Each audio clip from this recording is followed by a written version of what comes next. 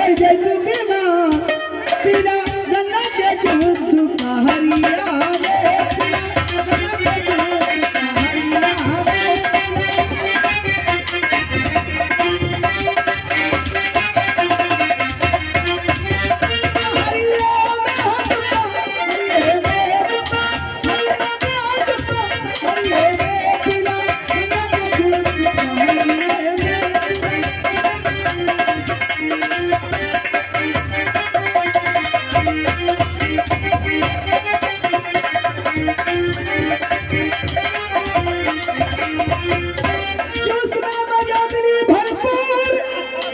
दरियाबाद के है मशहूर ऐसा पैबो न ऐसा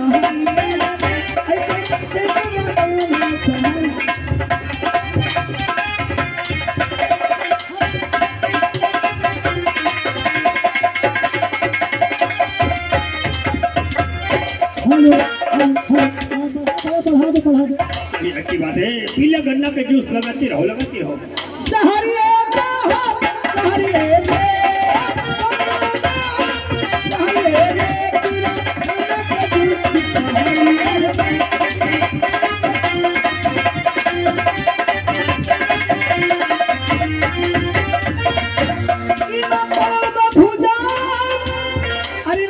सरकारी हो घाम इमा पड़ब भूजा नहीं असर करी हो घाम चाहे घुमत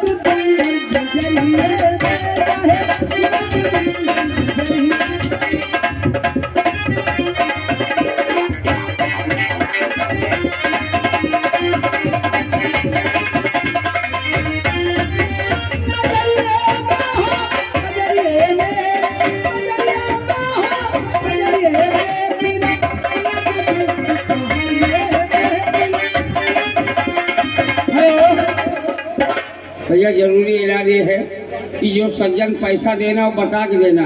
अगर चंदा के तौर पे है तो लिखने वाले इधर बैठे हैं और कलम बंद है तो हम लोग के बाद, अब चंदा के तौर पे है तो मेला मालिक के बाद। हेलो स्टाफ, ये देखिए हमारे मुजीब भाईजान, क्या बात है हमारे मुजीब भाईजान। अच्छा, बड़े प्यार से नौटंकी देख रहे, बड़े प्यार से गाने को सुन रहे हैं। जी हाँ भाई, तुम्हारे गाने की कद्र करते हैं। और देखिए गजल भेजे हैं जी, सजाए खूब मिली तुमसे दिल लगाने की। बहुत अच्छी बात है। सजाए खूब मिली, सजाए खूब मिली तुमसे दिल लगाने की। सजाए खूब